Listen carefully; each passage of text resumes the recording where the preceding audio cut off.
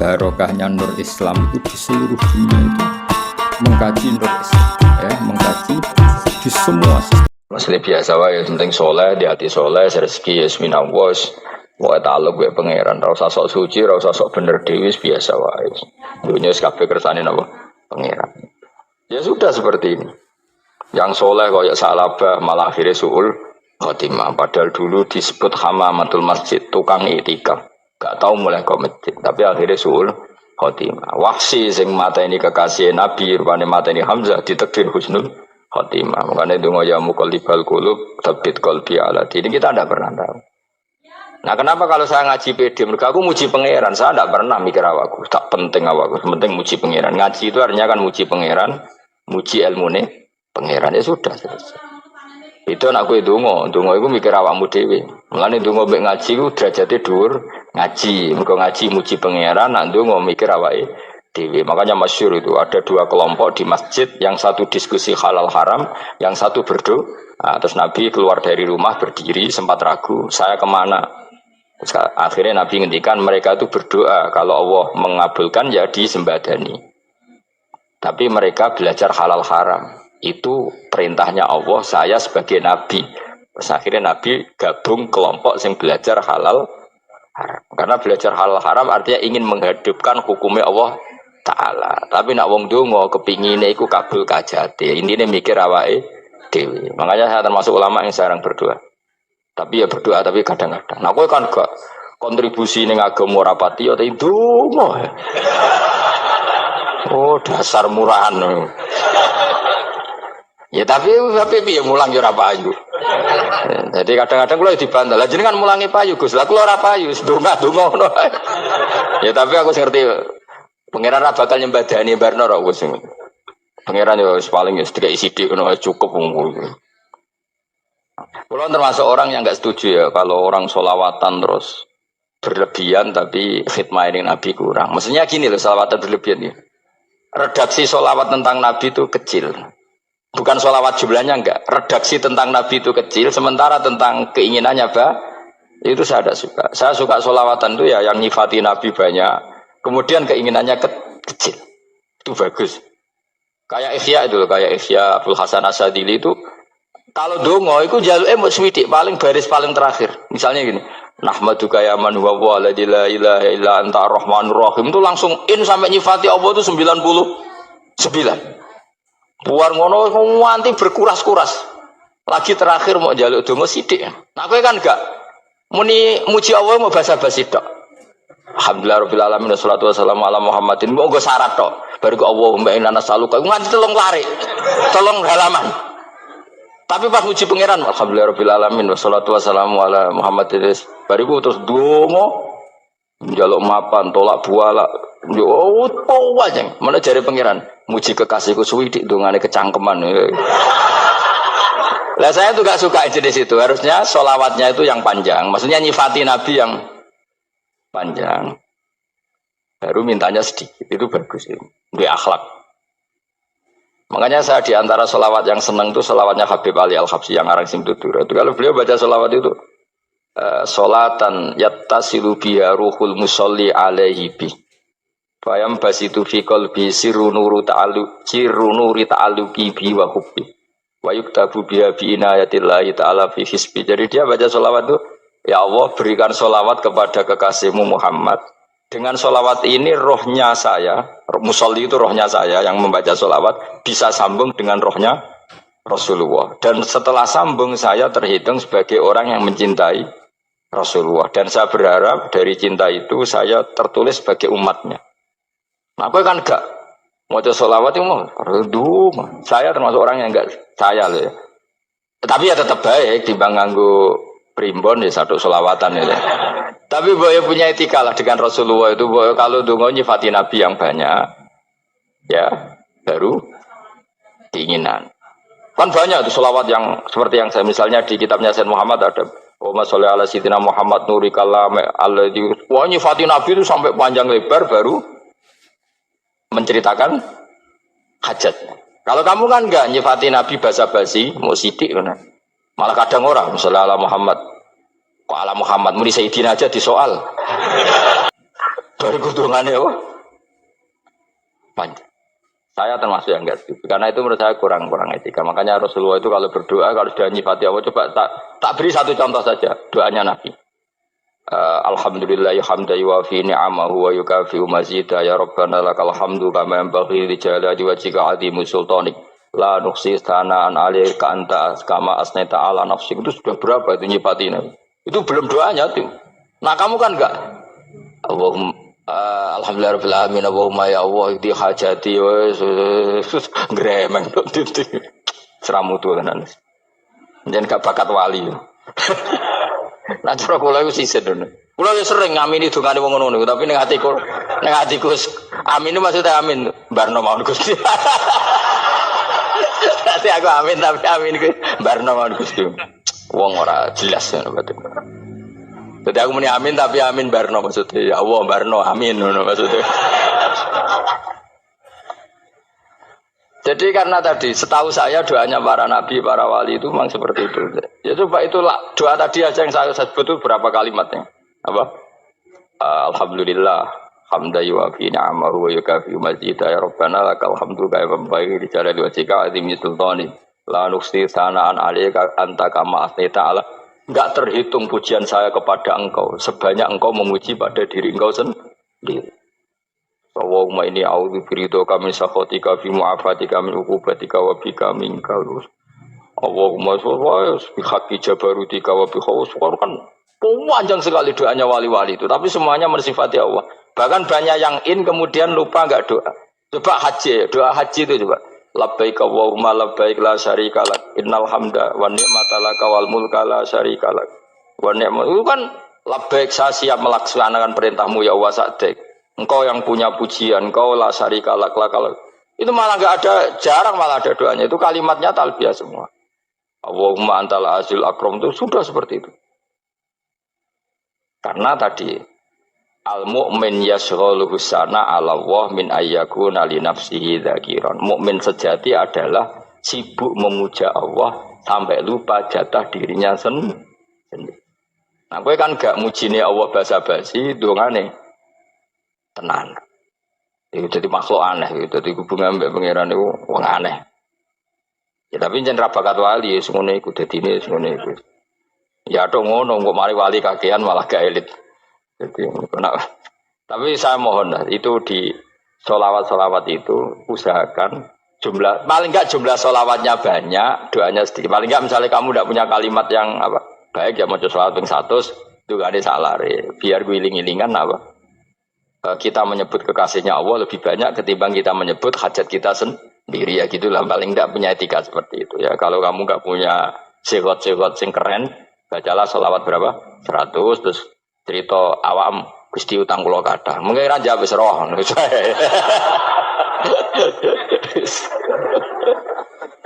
Tapi kan kita menyebut kekasihnya sampai 100, nyebut utang bisa. No cowok nyebut kekasih bisa, nyebut utangnya 100. Berarti yang nak ditakoki pangeran, kowe nyebut kekasih wong pira pisan, nyebut utang 100 dasar rayu utang ngono-ngono kan. Ya ada, saya termasuk orang yang nggak setuju tadi. Jadi kalau redaksi sholawat cari yang mujinya Nabi lebih lebih banyak. Karena itu nanti lebih diridhoi Allah Taala. Coba Allah sendiri kalau nyebut nabinya itu hitung saja. Laqad ja'akum rasulun min anfusikum. Jadi rasulun min anfusikum, seorang rasul yang sejenis dengan kamu. Terus azizun, orangnya sangat terhormat. Alaihi ma'anitum, rasul ini siap menanggung apa yang kalian tidak mampu. Kowe ra bakat mlebu swarga baru kaya syafaate Nabi akhirnya mlebu swarga. Kowe ra kelar korban, Nabi tahu mengorbankan kita semua. Dokha Rasulullah bikabsaini terus hada an ahli wa hada amman lam yudakhi min mati. Jenenge alihima anittum. Nabi menanggung apa yang kalian berat. Azizun, Nabi itu ali terus harisun alaikum. Nabi sangat berkomitmen menyelamatkan kalian. Haris itu keinginan yang berlebihan itu jenenge apa? Haris kiai kuno namanya ini ngungseng, keinginan yang over. Nabi itu sangat berkeinginan kita ini maslahat. Terus bil mukminina raufur. Allah yang super saja kalau nyebut nabinya nyifati sebanyak itu. Ada ayat lagi misalnya, Rabbana wab'ats fihim rasulam minhum yatlu alaihim ayatika. Muhammad itu siapa? Seorang rasul yang membacakan ayat-ayat Allah. Wa yu'allimuhum, seorang rasul yang mengajari mereka alkitab wal hikmah. Wa yuzakkihim, seorang rasul yang membersihkan akhlak-akhlak kita. Jadi artinya Allah punya tradisi kalau nyifati rasul itu banyak. Juga nyifati orang-orang sekeliling rasul. Makanya menurut saya mazhab Syiah itu enggak pas. Karena Allah kalau nyifati Rasulullah itu jika nyifati orang-orang di sekeliling Rasulullah, dan itu dengan pujian, yaitu Muhammadur Rasulullah walladzina ma'ahu asyidda walal kufar ruhama'u bainahum tarahum ruk'an sujada yabtaguna fadlan minallahi warid wa nasimahum fi wujuhim min atharis sujud. Itu kan panjang sekali, dan orang-orang sekeliling Muhammad adalah begini. Kayak apa Allah muji para ashabu Rasulillah? Masa kita ikut kelompok yang menghina ashabnya Rasulillah? Makanya kita tetap madzhab ahli sunnah wal jamaah, yaitu mencintai semua sahabat. Karena Allah saja yang Tuhan mensifatinya dengan sehormat itu. Mensifati ashabu Rasulillah. Disifati orang-orang yang saling kasih sayang sama orang mukmin. Tarahum ruka'an, sujud dan komitmen hidupnya untuk rukuk dan sujud. Simahum fi wujuhim min asari sujud. Sudah asari sujud harus diterjemah, nanti sensitif. Cuma setahu saya asar sujud itu nanti setelah di akhirat orang sering sujud itu jabahnya itu ada nurnya. Tapi kalau ada yang nafsirkan asari sujud itu warna tertentu ya semboy, itu sensitif. Yang jelas asari sujud itu ya sudah seperti itu. Seneng kamu kok hasut. Kowe nyen provokator, nak ono apa ya? Ada hal yang begitu terus mau berlebihan. Uteke ya khisimun. Aku ora ada kepentingan pokoknya ayat si mahum fi wujuhim min athari sujud, bahwa dalam jabahnya itu ada asaris sujud. Itu masyhur kan, saya terangkan ya, tapi ojo sensitif loh, biasa wae. Suatu saat Rasulullah itu ngendikan begini, nanti saya kata Nabi akan nyafaati kalian semua. Sahabat-sahabat tanya, ya Rasulullah dengan sekian miliar orang bagaimana kamu mengenali kita? Saya ulang lagi, suatu saat saya nanti akan nyapati kalian, karena saya kenal kalian. Maksudnya di akhirat. Ya Allah, di akhirat. Terus sahabat tanya, ya Rasulullah bagaimana engkau mengenali kita, sementara nanti di akhirat bermiliar-miliar orang itu. Terus Nabi ngendikan gini, jika kamu punya unta dengan tanda tertentu, saya ulang lagi, jika kamu punya unta punya tanda tertentu, dalam jidatnya ada begini, dalam tangannya ada gini, dalam kakinya ada gini. Maka apa kamu bisa membedakan untamu dengan unta orang lain? Ya bisa ya Rasulullah, karena unta kita khas. Misalnya kaki depannya ada putihnya, kaki belakangnya ada putihnya, dalam baduknya ada putihnya. Kata Nabi, inna ummati yut'auna yaumal qiyamati hurran muhajjalin min asaril wudu. Nanti umatku, nanti wajahnya juga bersinar. Tangan kakinya juga bersinar. Jadi asar itu saya pastikan secara riwayat itu akhirat, maksudnya tentang akhirat. Tapi bahwa yang di dunia ada yang memulai asar itu nggih monggo mawon. Loh itu bagus kan, artinya ekspresi percepatan. Enggak apa-apa loh, daripada kok kowe ra jelas ini gitu. Maksudnya ya orang ngetok kowe pancen jarang sujud tenan. Wis ora usah sensitif, tapi yang jelas ya nanti. Ya soben kiamat ruang samu. Nanti hisab itu nanti kalau hitung hanya sekitar 3 jam. Hisabnya sak dunia itu hanya sekitar, karena malaikat itu tidak kesulitan sama sekali. Tak warai ya. Ini enggak akan salah saya dalam hal ini karena riwayatnya sahihah. Kenapa hisab itu hanya butuh rubu'un nahar, 1/4 dari siang enggak? Anggap saja siang itu 6 jam atau 12 jam, itu aja terserah. Kalau 12 paruhnya kan 6 ya. Seperti 1/4-nya berarti 3. Itu gini, jadi nanti di mahsyar itu kan yaumatab jadu wujuh wa taswaddu wujuh. Yaudah yang kafir itu kelap, hilang, wajahnya, tubuhnya semuanya gelap. Yang mukmin itu semuanya terang. Jadi sudah yang tasyadu wujuh wa taswaddu wujuh otomatis terus nyingkap. Terus pergerakannya itu delala yang tabyadu wujuh itu ke kanan, yang taswaddu wujuh ke kiri. Maka kamu jangan punya sinar yang kelap-kelip. Nanti kena bego yang karena nggak jelas tadi. Maka kamu harus sinarnya yang sejelas-jelasnya. Ghurran muhajjalin min asarin. Bila perlu nur kamu sampai menembus langit saat itu. Makanya ketika orang mukmin sudah nurnya ada di muka, ada di tangan, masih ngendikan Rabbana atmim lana nurona karena takut masih kena bigo tadi. Karena kalau hanya wudhu tok, sikil tok kan bayangkan di miliaran orang kan bisa agak kelihatan. Tapi kalau nurnya sampai nembus langit kan itu siapa kok nurnya sampai kan malaikat langsung tahu. Makanya hafal Quran, alim kan insya Allah nurnya itu. Sama zaman itu masih berdoa Rabbana atmim lana sempurnakan nur kami. Karena nanti identifikasi malaikat berdasar tadi. Kalau ada nur berarti diletakkan ashabal yamin. Kalau nggak ada nur, ashabal shimal. Nah malaikat yang dibawa bigo itu kira-kira detail nggak? Dugaan saya kalau kelap-kelip pasti kena simal. Wah ini partai kiri. Mesti kan ini. Pemenang yang wudhunya mau dulit sirah tok sidik. Karena anak mazhab Syafi'i. Sebetulnya meskipun itu sebaiknya kalau basuh sirah itu kabeh ben ora kelap mana aneh pepes terus dulat-dulit tok. Iku soben ya itu. Kelap-kelip. Ya sudah ya. Setelah itu kata ngendikane pangeran yu'raful mujrimuna bisimahum fayukhadu bin nawasi wal aqdam. Orang-orang pendosa kelihatan maka diletakkan di kiri. Nah sama yang orang-orang baik simahum fi wujuhim min asari. Jadi ayat itu jelas tentang akhirat.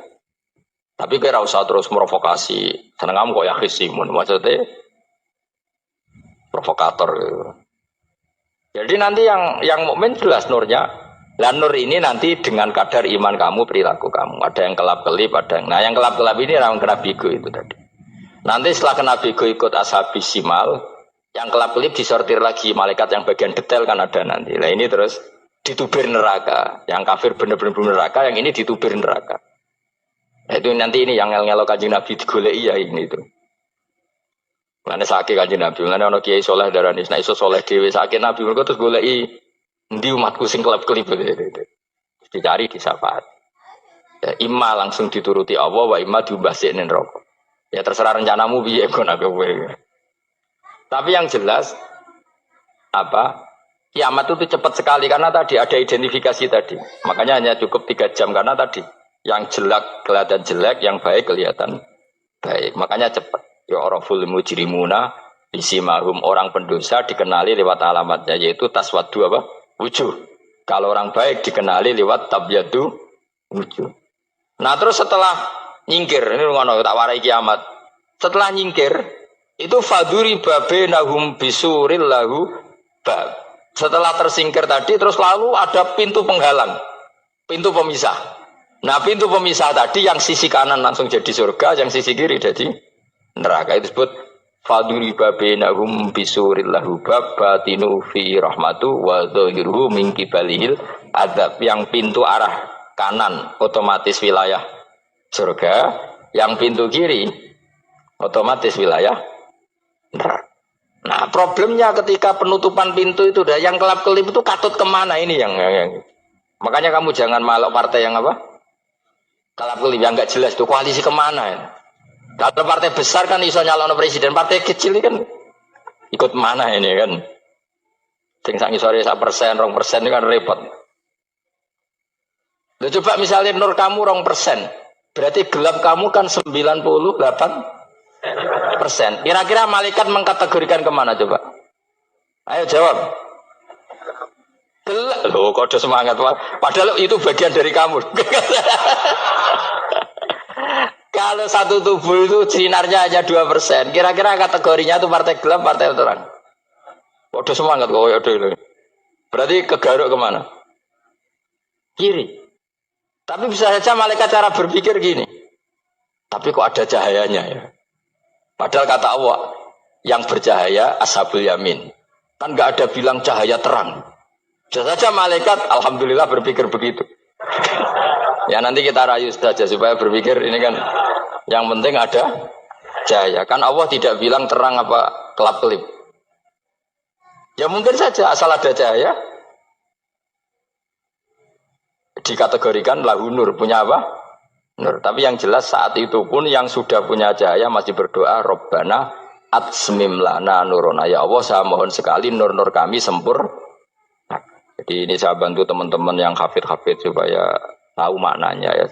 Dan yang nggak hafid ya dengar ya. Kalau nur itu penting. Makanya Nabi itu kayak apa? Nabi itu orang super. Itu kalau ngendikan qawamat al min fauqi nuran wa min tahti nuran wa an yamini nuran wa an simali nuran, sampai terakhir Nabi masih mendoa untuk dirinya waj'ali nuran, dan semua tubuh saya jadi nur. Saya Nabi sudah gitu. Ya Allah, jadikan sisi depanku nur, belakang kami nur, kanan nur, kiri nur. Terakhir itu apa? Waj'alni nuran, dan doa semoga semua tubuh saya jadi nur. Itu termasuk doa yang sering saya baca. Karena saya takut kelap-kelip tadi, ini bahaya ini kalau malaikat. Saya tidak tahu cara berpikir malaikat tadi. Apa ngitung 98% maka dikategorikan apa? Gelap. Apa dihitung nurnya saja? Wong instruksinya Allah kan yang ada nur ashabul yamin. Meskipun kelap-kelip kan punya nur. Saya tidak tahu nanti ikut 2% ikut mana kalau di partai koalisi itu. Ikut yang menang biasanya, ikut yang apa? Ya paham ya, makanya saya mohon kalau wudhu itu usahakan sempurna, terutama wudhu sholat. Kalau nggak wudhu sholat itu sebaiknya nggak sempurna, supaya ada bedanya wudhu sholat sama wudhu tidak sholat. Rasulullah itu masyhur gitu ya. Rasulullah itu kadang tawaddu'a wudhu'an khafifan, wudhu yang sederhana, yaitu hanya sekali-sekali dan tidak sempurna. Ketika ditanya as-sholat ya Rasulullah, tidak. Misalnya saya habis makan, mau tidur, biasanya ya wudhu. Tapi tentu tidak perlu sesempurna kayak wudhu sholat, biar ada bedanya. Rasulullah juga gitu. Beberapa kali beliau wudhu, tapi tidak sesempurna wudhunya untuk sholat. Masyhur itu di riwayat tawaddu'a wudhu'an khafifan duna wudhu'ihi lis sholat. Tapi kalau wudhu untuk sholat, asbaghal wudhu, menyempurnakan wudhu. Jadi supaya ada bedanya wudhu sholat dan wudhu tidak sholat.